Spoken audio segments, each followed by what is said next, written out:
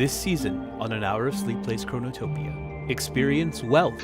The attention she had for her people, as well as the vast power her wealth gave her, made the young princess hugely respected across the country, and everyone praised her ability to take gold from the backside of the donkey. Does the donkey poop gold? She's just pulling it out of her ass. Romance. Without a word, the young girl stood up and let her maid guide her. Though, Go ahead. Through You're doing great. precise and vigorous gestures, the retainer made her take a bath, and then took care of dressing her. Thank you, I don't think I No, could you're welcome, read that. Frog. I had that one for you. And Ellie trying to pronounce Latin words in a German accent. Oh, come on. Liber Simplicis Medicina by the Abbess Hildegard of Bingen, translated from German. This may be what I need. Oh, definitely. course. Yep.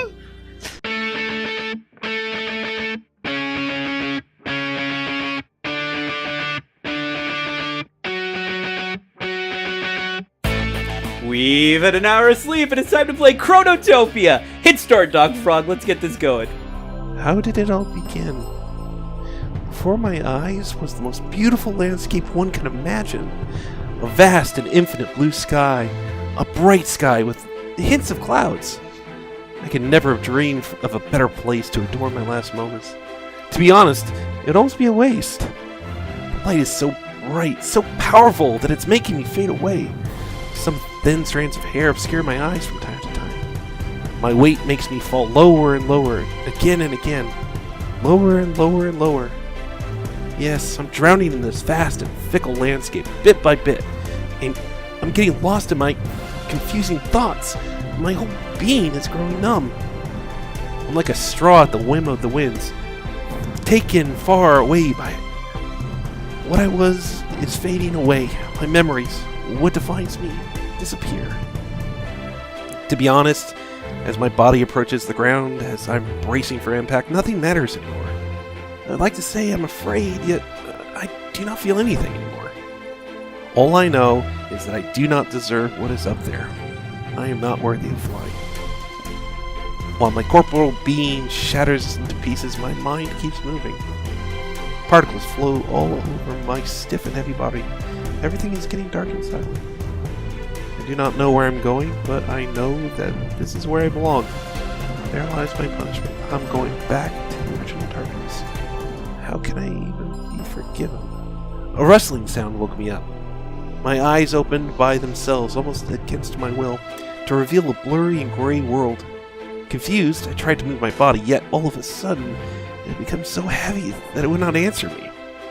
After some minutes of struggling with myself, I eventually managed to move my fingertips.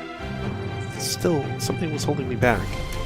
Suddenly I realized that I was not lying on my bed. I was not waking up from a long and comfortable night. I opened my eyes wide.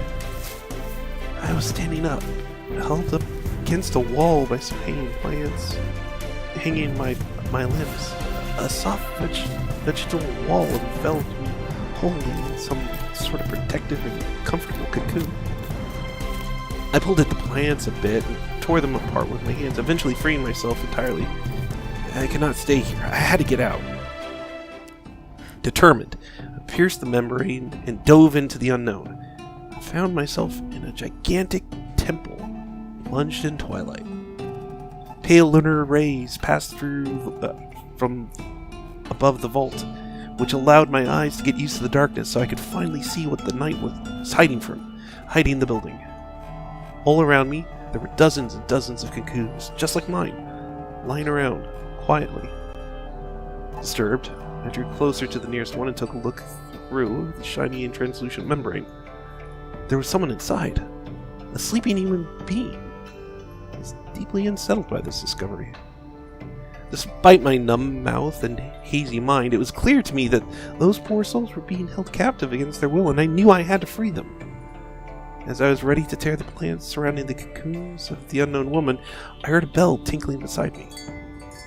I turned around, and a strange figure was standing a few yards from me, a man or a woman leaning on a cane, wearing a long robe akin to a monk's, with their eyes covered by a black blindfold. "Who are you? What is this place?" Instead of answering, the apparition simply gestured for me to come closer. I stood still for a moment. After all, I didn't know who they were. I had no reason to trust them. But it was also the only human being who could help me, who could tell me what I was doing here, in such an enigmatic place. Could I hope to find an answer without their help? As I stood there motionless and mistrustful, the person stretched a hand towards me. I sighed. In the end, this blind person appeared to be quite innocuous to me. Had they wanted to coerce me, they would have tried to do so earlier. Suspicious, yet determined, I held their hand and answered their call. They took me through the temple in silence. To my surprise, there were a lot more rooms like the one I woke up in, all filled with cocoons. This strange and dreamlike sight sparked my curiosity just as much as it confused me. Where exactly are we? Why are these plants all around us? Why are there people sleeping in those cocoons? But my companion stayed silent and simply took me to the exit, which upset me more than anything. At least tell me your name! Eventually, I reached outside. All I could see in front of me was a desert filled with ruins. Luxurious plants covered wrecked buildings, yet the atmosphere was far too dry. Bursts of wind blew over the muddy ground, making whirlwinds of dust float up in the air. In the sky, a giant moon seemed to watch over the mysterious landscape. Strangely enough, I felt anxious. Like I had come back to a familiar place somewhere deep inside my heart, a place I would rather have forgotten all about. My temporary guide makes me emerge from my torpor by releasing my hand and bowing before me. Wait! Before I had a chance to hold them back, they vanished into the depths of the temple. At the same time, a group of young women came out of the buildings and noticed me. They ran to me straight away, laughing. Oh, you just woke up? You must be a new shadow. What's your dream? What's your dream? Tell us. Hey, don't be so pushy. The poor soul must feel so lost right now. But it's the first time I've ever met a newborn. I'm curious. I want to know the kind of thing they could have seen. I don't have the slightest idea what you're talking about. Where are we? What is this place? Why are there people sleeping back there? Don't worry, we're going to explain everything to you. But first, you must tell us your dream. Was it only a dream? I don't know anymore. I was cradled by plants, it was dark, and I had to get through them. But what happened before that? Before that, I think I was in the sky, a deep azure sky. It was the only thing I remember. Well, that's not a lot to talk about. If a newborn affirms he doesn't remember their dream, he must be a wavering shadow. We must take him to Lys as soon as possible. You're right. His time is limited. He should hurry and find his dream. Lys? Limited time? What's the meaning of this? What's going to happen to me? That's simple. We're going to take you to the wise woman of the village. She's the most knowledgeable person around. She'll know how to help you. Absolutely, and she'll explain the whole thing far better than us. My head was a real mess. I had no idea what was happening. Me either. So far, no humans I had met appeared harmful, but nothing made any sort of sense. So I lazily let my new friends guide me through the ruins. We met other people along the way, men and women of all ages, wearing wide and rather warm clothes, which were probably shielding them from the winds and the dryness. Some of them were chatting on a doorstep, others were building some sort of terracotta house, and some were pulling carts laden with tools.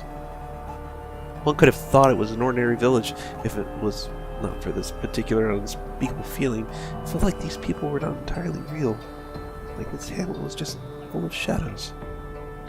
Eventually, the young woman stopped before a campfire. A small group was surrounding the fire pit. Move! Move away! It's important that we see Lys right now. It's true. We may have found a wavering shadow. As soon as she spoke, another voice, sharp yet soft, answered. Let me see. The villagers moved aside in a flash. Then I saw her. The young woman stood straight amongst the crowd, full of confidence. She was wearing a pure white dress that contrasted with the gray and dirty air, with a bright red cloak on her shoulders. She shook her brown hair and smiled mysteriously. Her piercing eyes saw right through my flesh. I'm turning all the old people to hot dogs, and you're next! The flying hell is going on! Well, that sounds like a great plan. The world needs hot dogs. Oh, son, stop him! Why are you so